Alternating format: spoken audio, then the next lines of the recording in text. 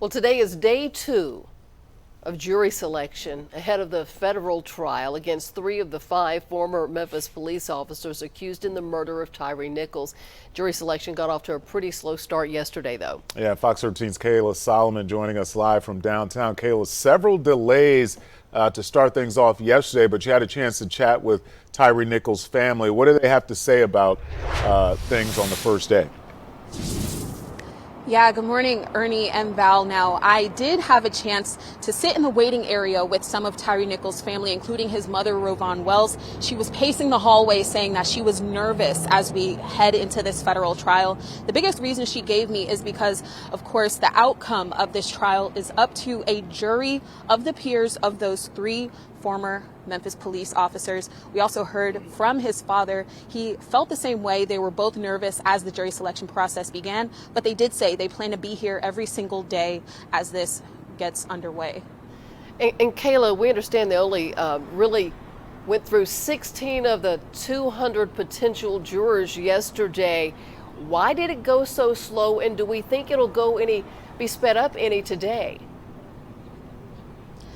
Yeah, it actually didn't even get started until about noon, and I think that's a big reason why there was a delay. But we do know that they have at least 8 jurors that are coming back today from that group yesterday. They dismissed 7 of them. So now the point is to see how much of the extra more than 100 they can get through today. Now, of course, they had some challenges sort of asking these jurors what were some of the biases that exist, and also to define what a bias is in the first place. And some had to be dismissed because one man said his son went to school with one of the defendants, and there were some other cases where people had vacations planned, as well as work issues that would prevent them from sitting on a jury, because this is expected to last about 3 to 4 weeks.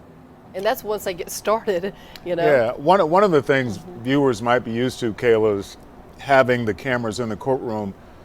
They don't allow that in the federal courtrooms. They have strict rules about that. And you're going to be updating us live on the apps and things like that. How often can you come out of the courtroom and give us updates throughout the day?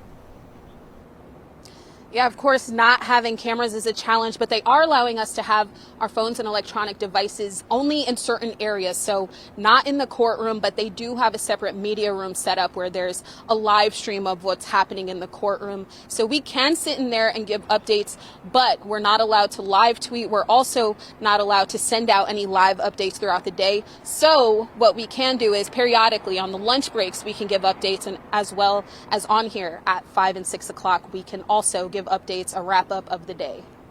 Yeah, it's a different ball game in federal court. It absolutely is. And we had said earlier, if they're convicted, they're facing up to life in prison, and in federal court, there's no parole. Right. So thanks, Kayla.